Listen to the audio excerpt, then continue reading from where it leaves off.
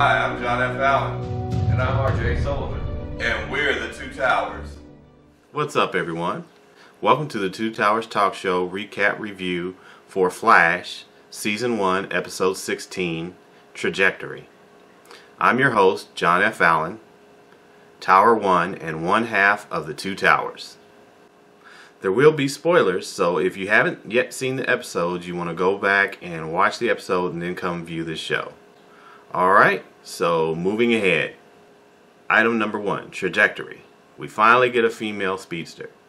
And so Trajectory is actually Eliza Harmon, and she is a character from the comics who was part of the Everyman Project, which was funded by Lex Luthor when he wanted to create a bunch of superpowered people that he could control. He had genetically altered these people and given them superpowers, but the catch is that he could basically take their powers away with the click of a button. And Eliza was an unfortunate victim who had her powers taken away because she had crossed Luthor and was a loose end that he didn't want exposing what he was really up to. So he took her powers away in the middle of a battle and she ended up getting killed. So one of the things about the character in this episode, the character of Trajectory, was that the costume that she wore was very reminiscent of Earth 3's version of the Flash, which was Johnny Quick of the Crime Syndicate. Okay, the Crime Syndicate is basically like an evil version of the Justice League, if you didn't know, and they appeared in the comics. So the costumes there are very similar, so there was like a wink and a nod to the Johnny Quick character from the comics. When the character of Trajectory first appears, a lot of people speculate that it's the Flash because they've not seen any other speedsters but him, and she also wears a red costume. They weren't able to get a really good look at her, so a lot of people just assumed that she was the Flash. One of those people being Scott Evans, the editor of the newspaper in which Iris works for. And he basically told her that he wanted her to write a story that paints the Flash in a bad light as being someone who's went rogue. And of course, Iris, being part of Team Flash now, knows Barry's the Flash and knows that he's not the one going around causing all these problems. So this becomes a little bit of a dilemma for her to deal with. We also deal with the fact that the number 2 thing is Velocity 9. So Velocity 9 is something that has been kept secret from Barry because obviously Wells and Jay did not want him to take it because it has really bad side effects, which basically cause the genetics, the molecular structure of whoever ingests it to become unstable and can basically kill them. So anyways, Trajectory is actually been retconned for the show, and she's not someone who's a part of Lex Luthor project. She's actually a fellow scientist and friend of Caitlin Snow, and she actually had helped her with some things as far as developing Velocity 9 when she was trying to use it to save Jay's life. And Caitlin had only given her part of the formula to work on, so she didn't have a complete formula. But Eliza, being a genius herself, reverse engineered it, and apparently it had some kind of side effect on her and caused her to have split personality. Now, we don't know if this was something that was a pre-existing condition with her and it was exacerbated by the Velocity 9, or the Velocity 9 itself caused her to have a split personality. This was not explained. But anyway, she had a Dr. Jekyll, Mr. Hyde effect, where she was mild-mannered scientist by day and speedster troublemaker by night. So that's kind of how that developed with her. Number 3, Jesse Wells. Okay, so when Trajectory was needing some more of the Velocity 9 because she couldn't manufacture it herself, she didn't have all the ingredients for the formula, she of course went to Star Labs, and like all the villains, they have the revolving door. They go into Star Labs and start making demands, and she made demands for Velocity 9, and she took Jesse Wells hostage. You know, she had a gun and she threatened to kill her, and so Wells was like, no, we'll make you some Velocity 9. So he and Caitlin go and make her some Velocity 9.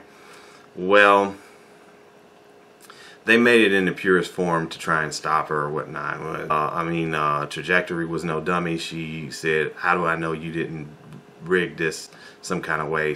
So she basically injects the Velocity 9 into Jesse Wells, and she has a bad reaction to it, and they had to save her life, and the way to save her life is just that Wells gives her a blood transfusion. I smell Jesse Quick coming. Yes, I do. So anyways, they are able to save her life. And one of the things that they dealt with in this episode was the fact that there was this animosity between Wells and Jesse. Wells had given her one of those wrist metahuman detectors or whatnot to try and keep her safe in case Zoom was able to breach the portal to Earth 1. And like a dummy, of course, he had recorded something saying that he would do anything, kill anyone to protect his daughter. And this was left on the device, and when they were out, when they went, because Jesse wanted to go out with Barry and Caitlin and Cisco to the club, and only way that Wells would let her do that is if she wore this device. Well, Iris and Wally West show up, and so there's some sexual tension between Wally West and Jesse. And when she reaches out to shake his hand, the detector goes off. So does this mean that Wally West is actually some type of metahuman? We don't know. We'll have to wait and see how that develops. Well, at any rate, Jess excuses herself, goes to the ladies' room, and tries to jerry-rig the device, and she stumbles upon this recording that Wells made. Now, of course, being myself, I would think that if you recorded something like that you didn't want someone to hear, you wouldn't give it to the person that you didn't want to hear it. Just putting that out there. But anyway, so another thing that happens is that Iris tries to stall writing this story that Scott, the editor of the newspaper, had assigned her, and so she invites him out to coffee. They talk, and then he misinterprets the invite for coffee as some sort of date, and he gets hurt, feeling rejected when she's like, well, that's not what this is. And then he realizes that she was just stalling, and then he leaves, and there's that. And earlier in this episode, they had Barry and Iris talking about the fact that they are married on Earth 2. Their counterparts, the doppelgangers, are married on Earth 2, and what the future might hold for them. And Barry was kind of aloof about them getting together, and Iris was kind of feeling like, kind of awkward. And so that was right before she went on this coffee excursion with Scott. So you can tell that they're building this love triangle between Barry, Iris, and Scott. And so it'll be interesting to see how that goes. The other things that occurred with this is that Cisco, when he touched Jay's helmet, he vibed, and he kept seeing Zoom, and they find out, Team Flash finds out that he's doing this because he tried to keep it secret, and they tell him to do it again. He does it again, and then he actually sees that Zoom is Jay Garrick, or at least a version of Jay Garrick. So now that Team Flash knows that Zoom is Jay Garrick, where do we go from here? That's what remains to be seen with the series. One of the other things that I wanted to mention as far as this episode is concerned is that towards the end of the episode, we see Jessie, who's left. She's forgiven her father for the animosity between them.